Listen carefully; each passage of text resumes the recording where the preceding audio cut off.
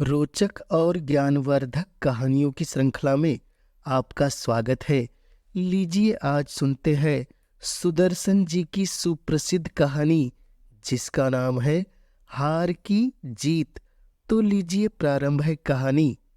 माँ को अपने बेटे और किसान को अपने लहलहाते खेत देखकर जो आनंद आता है वही आनंद बाबा भारती को अपना घोड़ा देखकर आता था।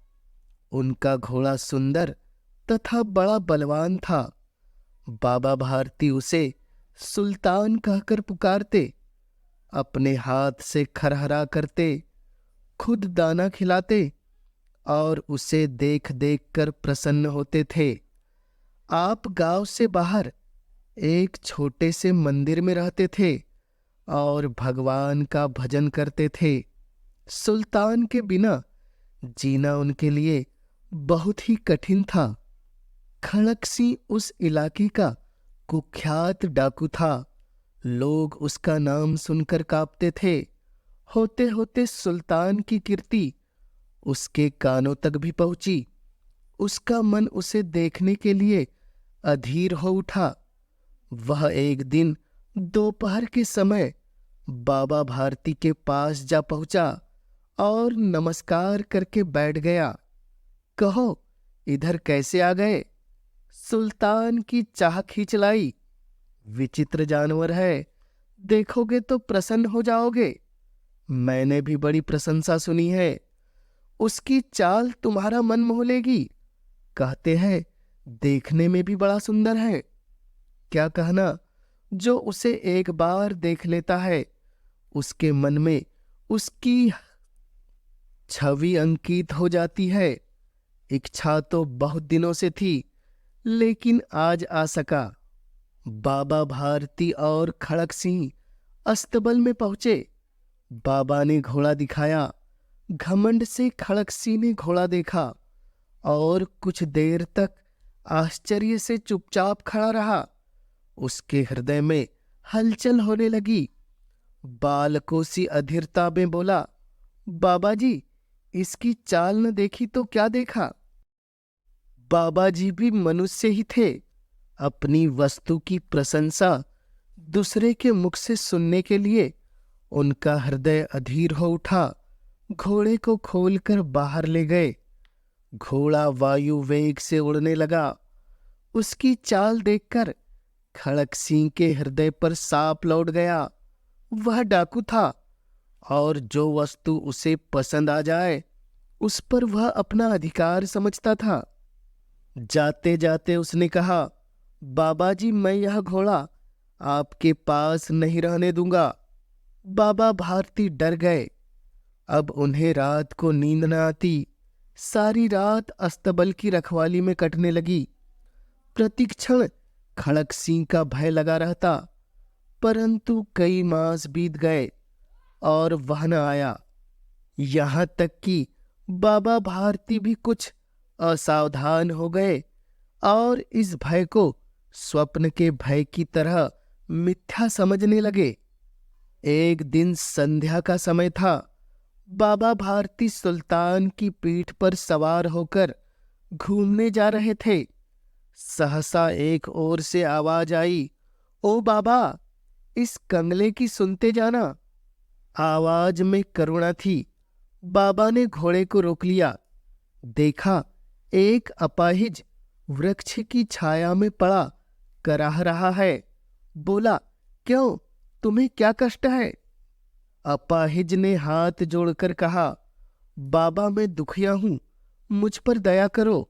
राम वाला यहां से 3 मील दूर है। मुझे वहां जाना है। घोड़े पर चढ़ा लो, परमात्मा भला करेगा। बाबा भारती ने पूछा, वहां तुम्हारा कौन है? दुर्गा दत्त वैद्य का नाम आपने सुना होगा। मैं उनका सौतेला भाई हूं। बाबा भारती ने घोड़े से उतरकर अपाहिज को घोड़े पर सवार किया और स्वयं उसकी लगाम पकड़कर धीरे धीरे चलने लगे। सहसा उन्हें एक झटका सा लगा और लगाम हाथ से छूट गई। उनके आश्चर्य का ठिकाना न रहा। उन्होंने देखा कि अपाहिज घोड़े की पीठ पर तनकर बैठा है और घोड़े को दौड़ाए लिए जा रहा है। वह खड़क सिंह था। बाबा भारती कुछ देर चुप रहे और इसके पश्चात कुछ निश्चय करके पूरे बल से चिल्लाकर बोले, जरा ठहर जाओ। खड़क सिंह ने यह आवाज सुनकर घोड़ा रोक दिया और उसकी गर्दन पर प्यार से हाथ फेरते हुए कहा, बाबा जी, यह घोड़ा अब न दूंगा, परंतु एक बात सुनते जाओ। खड़क सिंह ठहर गया।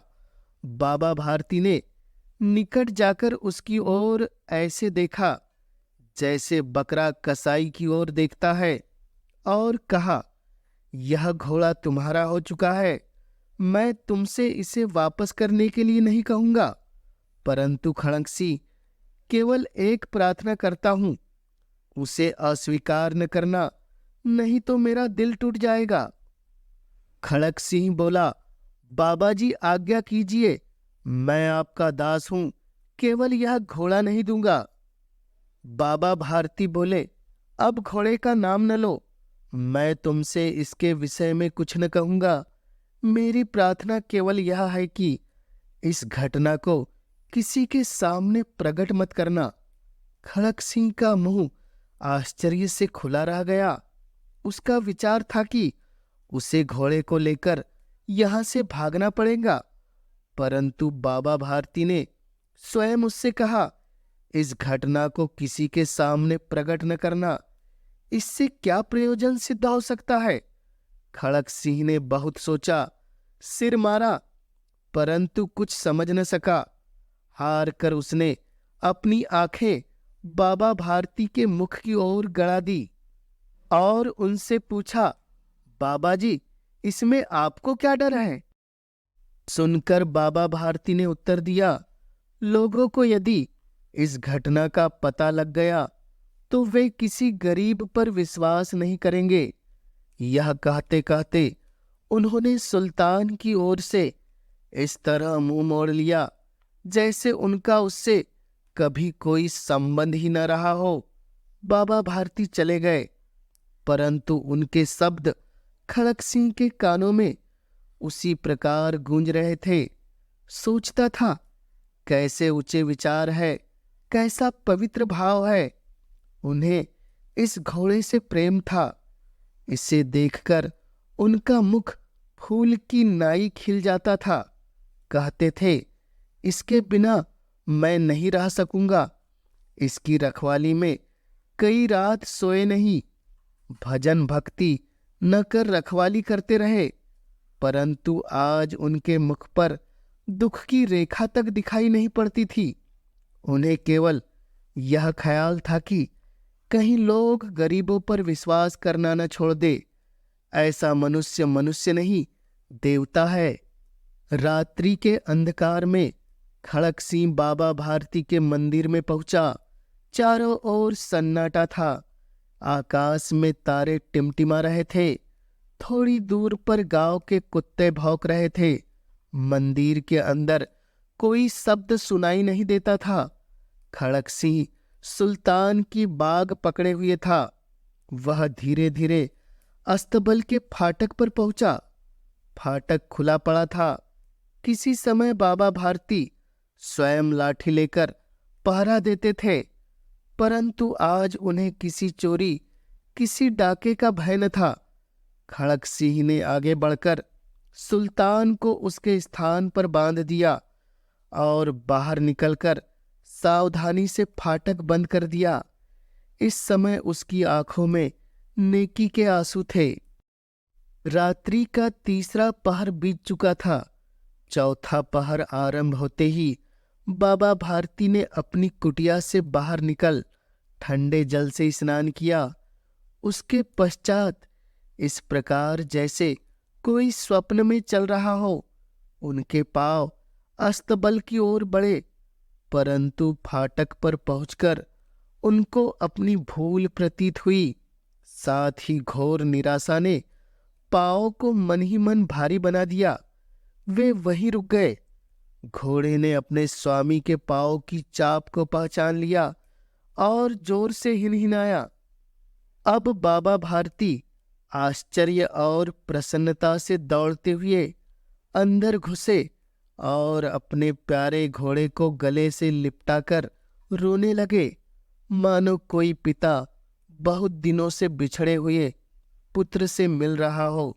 बार बार उसके मुंह पर थपकियां देते। फिर वे संतोष से बोले, अब कोई गरीबों की सहायता से मुंह नहीं मोड़ेगा। कहानी हार की जीत का केंद्रीय भाव। प्रस्तुत कहानी में बाबा भारती द्वारा अपने श्रेष्ठ विचारों और सद्व्यवहार से डाकू खड़क सिंह के हृदय परिवर्तन का मार्मिक वर्णन किया गया है। बाबा भारती अपने घोड़े से परिवार के सदस्य की तरह प्यार करते थे। अपाहिज का वेश धारण कर डाकू खड़क सिंह कपटपूर्वक बाबा भारती का प्रिय घोड़ा छीन लेता है। बाबा भारती को लगता है कि यदि इस घटना का पता लोगों को लग गया तो गरीबों पर से विश्वास नहीं रहेगा। इसलिए वे खड़क सिंह से इस घटना को किसी के सामने प्रकट नहीं करने के लिए कहते हैं। बाबा भारती के विचारों से खड़क सिंह का हृदय परिवर्तन हो जाता है। वह घोड़ा वापस कर देता है। इस प्रकार बाबा भारती अपने प्रिय घोड़े को वापस पाकर हार कर भी जीत जाते हैं।